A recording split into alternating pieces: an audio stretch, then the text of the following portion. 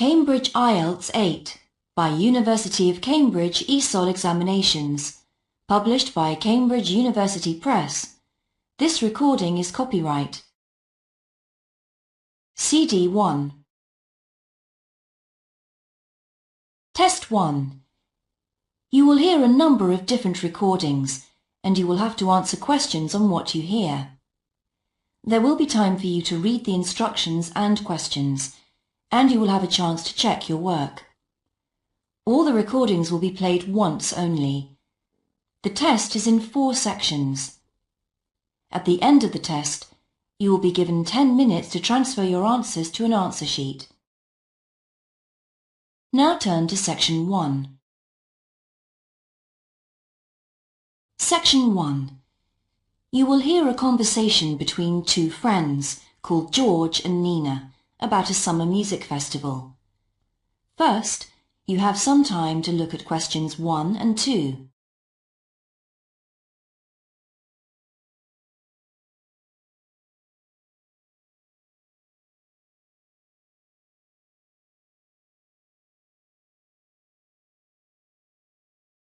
You will see that there is an example that has been done for you.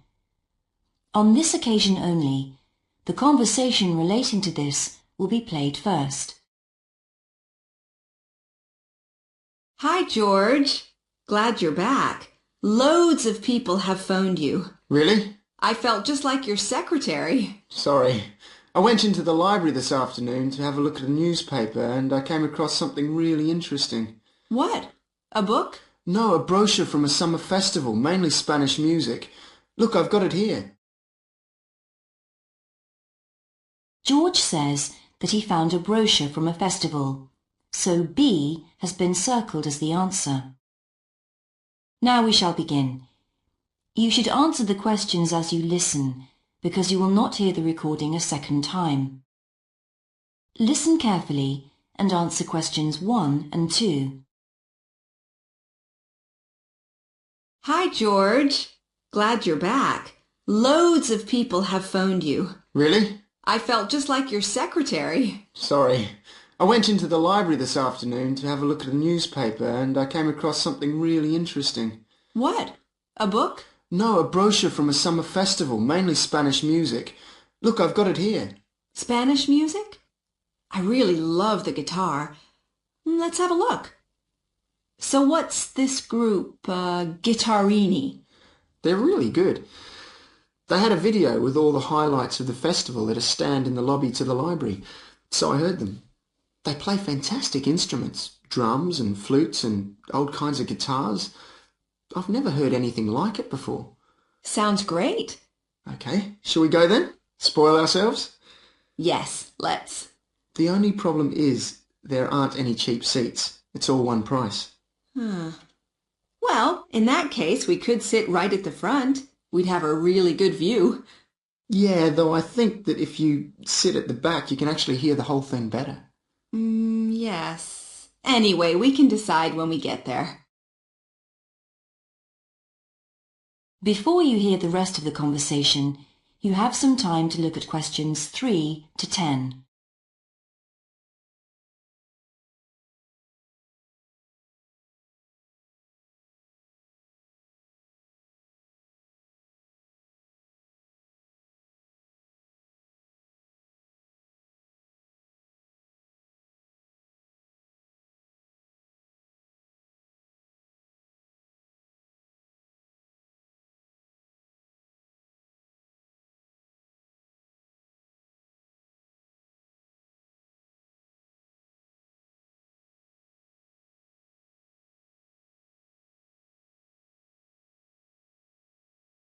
Now listen and answer questions 3 to 10.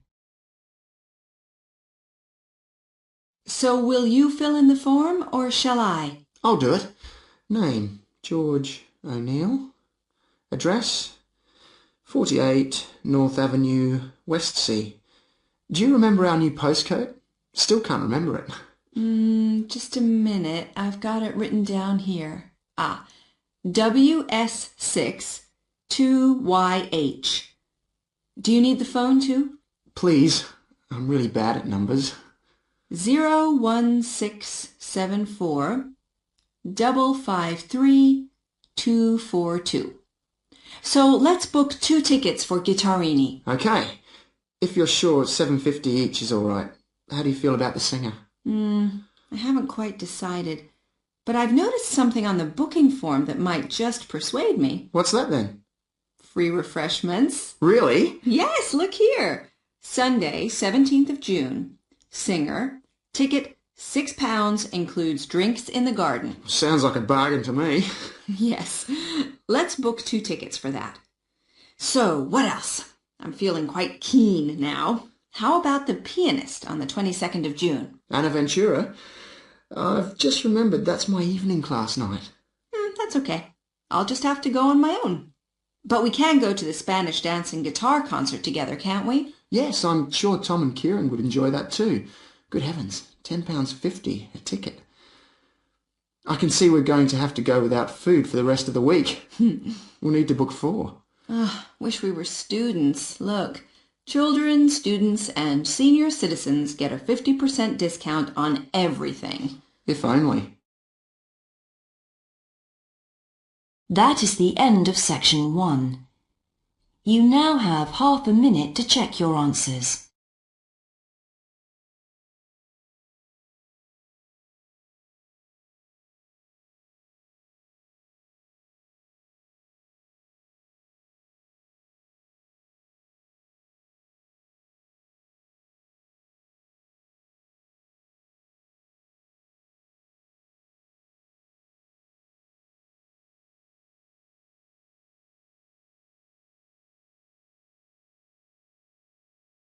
Now turn to section 2. Section 2. You will hear the education officer of a dinosaur museum giving information to some teachers who are planning a school visit. First, you have some time to look at questions 11 to 15.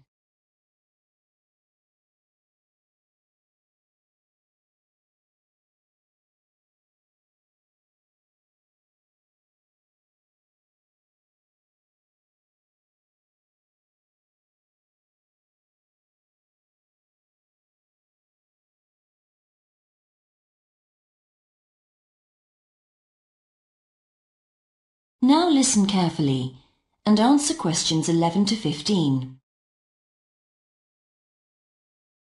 Hello, and thank you for asking me to your teachers' meeting to talk about the Dinosaur Museum and to tell you a bit about what you can do with your students there.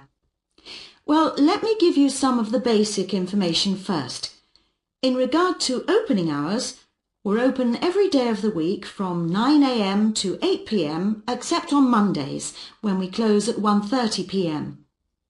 And in fact, the only day in the year when we're closed is on the 25th of December. You can book a guided tour for your school group any time that we're open. If you bring a school group to the museum, when you arrive we ask you to remain with your group in the car park. One or more of the tour guides will welcome you there and brief you about what the tour will be about.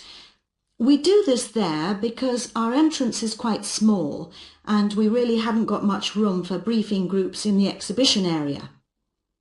As far as the amount of time you'll need goes, if you bring a school group, you should plan on allowing a minimum of 90 minutes for the visit. This allows 15 minutes to get on and off the coach, 45 minutes for the guided tour, and 30 minutes for after-tour activities. If you're going to have lunch at the museum, you will of course have to allow more time. There are 2 cafes in the museum with seating for 80 people. If you want to eat there, you'll need to reserve some seating as they can get quite crowded at lunchtime. Then outside the museum at the back there are tables and students can bring their own lunch and eat it there in the open air. Before you hear the rest of the talk, you have some time to look at questions 16 to 20.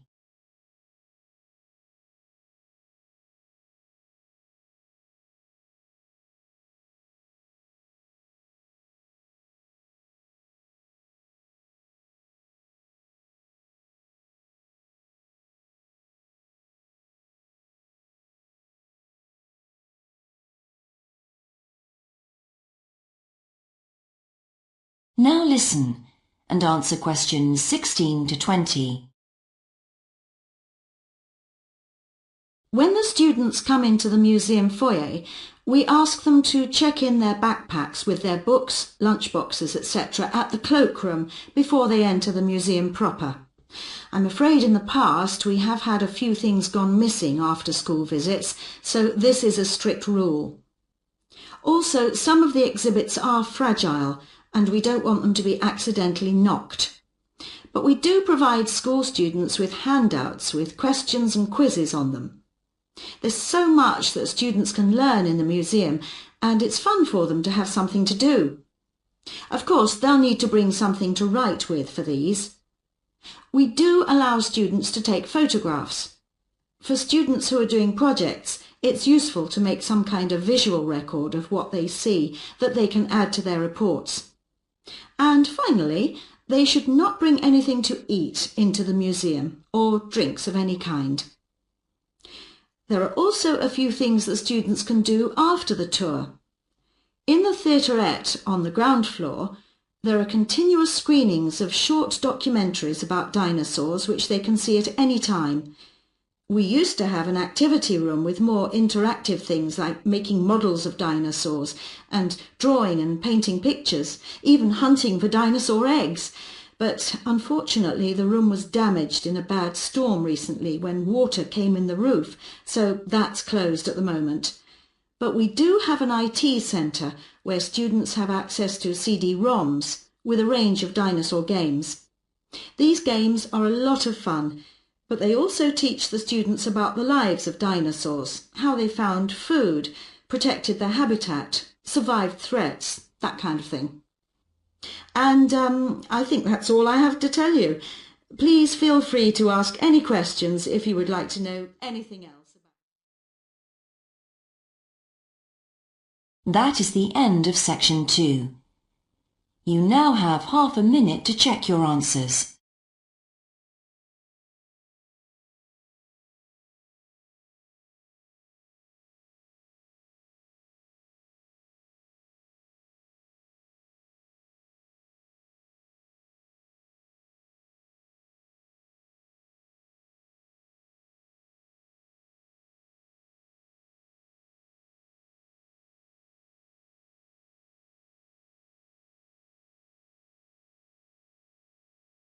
Now turn to section 3.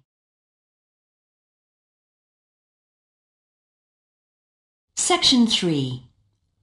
You will hear a student called Sandra talking to her tutor about a draft proposal she has written for a competition. First, you have some time to look at questions 21 to 24.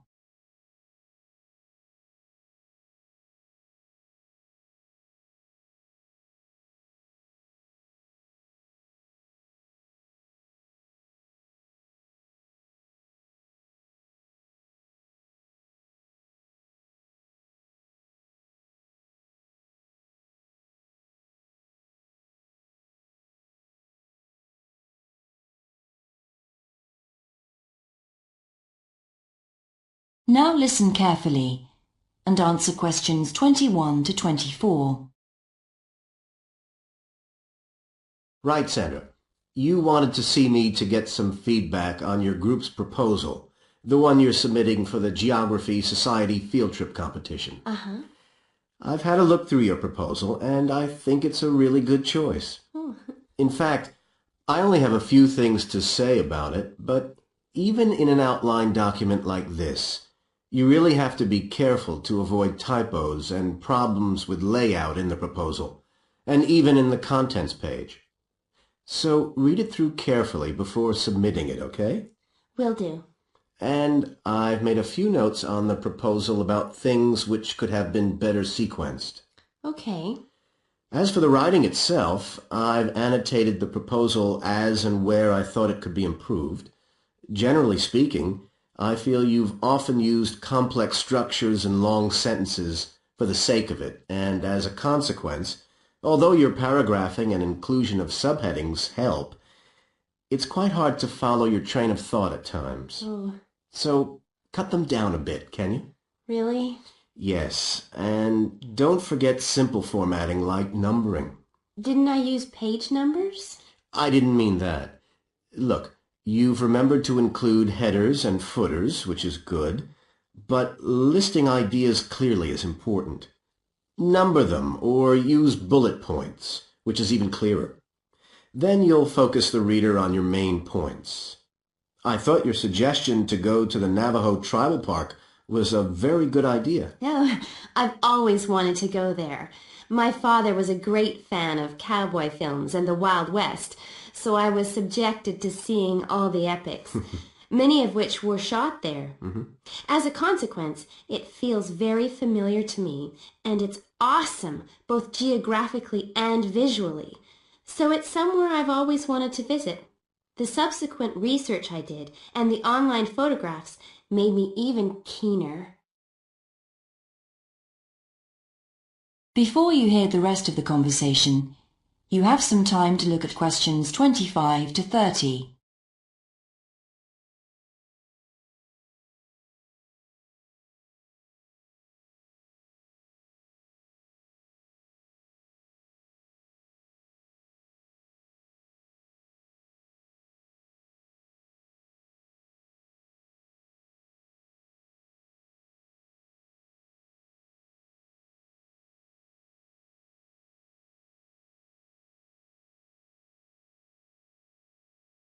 Now listen and answer questions 25 to 30. Interesting. Right, let's look at the content of your proposal now. Did you find it comprehensive enough? Well, yes and no. You've listed several different topics on your contents page, but I'm not sure they're all relevant. No? Well, I thought that from the perspective of a field trip, one thing I needed to focus on was the sandstone plateau and cliffs themselves. The way they tower up from the flat landscape is just amazing. The fact that the surrounding softer rocks were eroded by wind and rain, leaving these huge outcrops high above the plain. It's hardly surprising that tourists flock to see the area. Well, yes, I'd agree with including those points. And then the fact that it's been home to Native American Navajos and all the social history that goes with that. The hardships they endured trying to save their territory from the invading settlers. Their culture is so rich. All those wonderful stories. Well, I agree it's interesting, but it's not immediately relevant to your proposal, Sandra. So, at this stage, I suggest you focus on other considerations. I think an indication of what the students on the trip could actually do when they get there should be far more central, so that certainly needs to be included and to be expanded upon. And I'd like to see something about the local wildlife and vegetation, too. Not that I imagine there's much to see. Presumably the tourist invasion hasn't helped. Okay, I'll do some work on those two areas as well. But you're right, there's not much apart from some very shallow-rooted species. Although it's cold and snowy there in the winter, the earth is baked so hard in the summer sun that rainwater can't penetrate. So it's a case of flood or drought, really. So I understand. Now, before we look at everything in more detail, I've got a few factual questions for you. It would be a good idea to include the answers in your finished proposal, because they're missing from your draft. Fine. So you mentioned the monoliths and the spires, which was good. But what area does the tribal park cover? Do you know? 12,000 hectares, and the plain is at about 5,850 meters above sea level. Larger than I expected. Okay, where's the nearest accommodation? That's a practical detail that you haven't included. Have you done any research on that? Yes, there's nowhere to stay in the park itself, but there's an old trading post called Goulding quite near. All kinds of tours start from Goulding, too. What kind of tours? Well, the most popular are in four-wheel drive Jeeps, but I wouldn't recommend hiring those. I think the best way to appreciate the area would be to hire horses instead and trek around on those. Biking is not allowed, and it's impossible to drive around the area in private vehicles. The tracks are too rough. Okay. Lastly, what else is worth visiting there? There are several caves, but I haven't looked into any details. I'll find out about them. Okay, good. Now what I'd like to know is more about... That is the end of section 3. You now have half a minute to check your answers.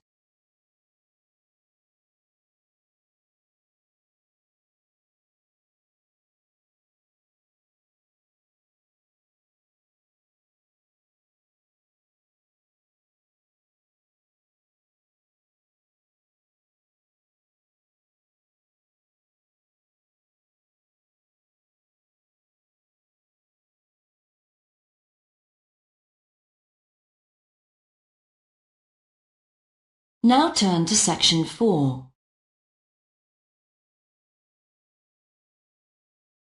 Section 4.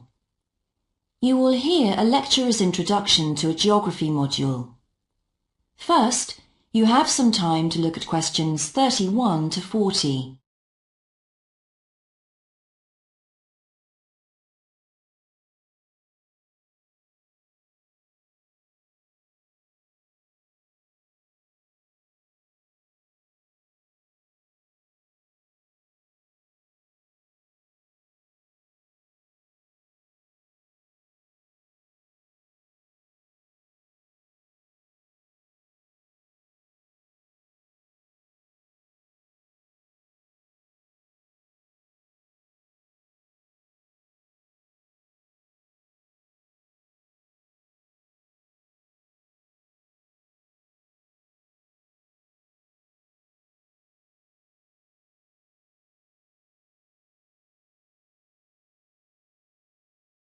Now listen carefully and answer questions 31 to 40.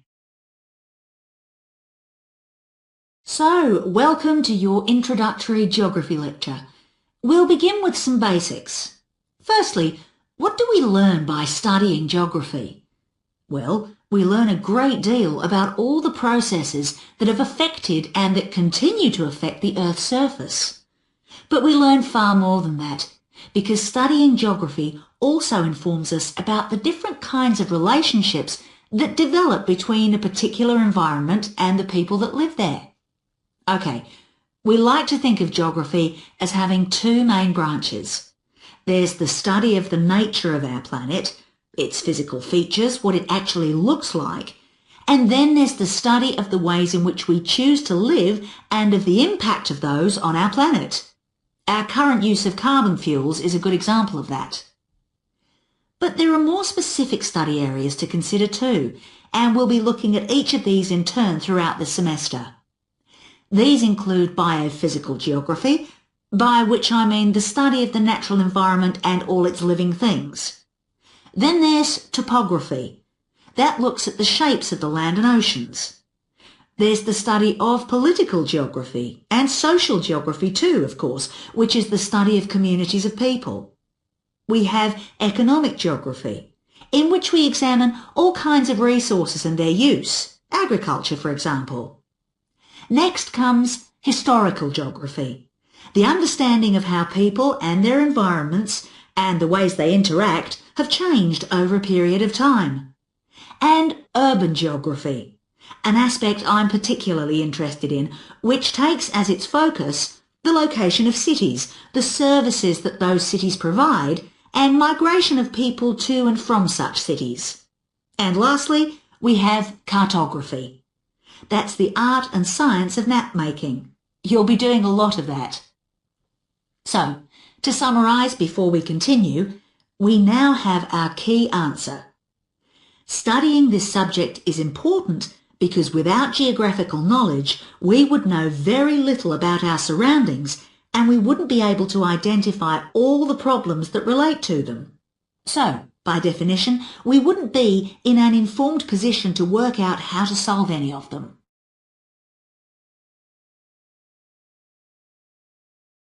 Okay, now for some practicalities. What do geographers actually do? Well, we collect data to begin with. You'll be doing a lot of that on your first field trip. How do we do this? There are several means. We might, for example, conduct a census, count a population in a given area perhaps. We also need images of the Earth's surface which we can produce by means of computer generation technology or with the help of satellite relays. We've come a very long way from the early exploration of the world by sailing ships when geographers only had pens and paper at their disposal. After we've gathered our information, we must analyse it. We need to look for patterns, most commonly those of causes and consequences. This kind of information helps us to predict and resolve problems that could affect the world we live in. But we don't keep all this information confidential. We then need to publish our findings so that other people can access it and be informed by it. And one way in which this information can be published is in the form of maps. You'll all have used one at some stage of your life already. Let's consider the benefits of maps from a geographer's perspective. Maps can be folded and put in a pocket and can provide a great store of reference when they're collected into an atlas. They can depict the physical features of the entire planet if necessary, or just a small part of it in much greater detail. But there is a drawback. You can't exactly replicate something that is three-dimensional, like our planet, on a flat piece of paper, because paper has only 2 dimensions. And that means there'll always be a certain degree of distortion on a map. It can't be avoided. We can also use aerial photographs, pictures taken by cameras at high altitude above the Earth. These are great for showing all kinds of geographical features that are not easy to see from the ground. You can easily illustrate areas of diseased trees, or how much traffic is on the roads at a given time, or information about deep seabeds, for example. Then there are Landsats. These are satellites that circle the Earth and transmit visual information to computers at receiving stations. They circle the Earth several times a day and can provide a massive information. You'll all be familiar with the information they give us about the weather, for example. So what we're going to do now is look at a short presentation in which you'll see all these tools. That is the end of section 4. You now have half a minute to check your answers.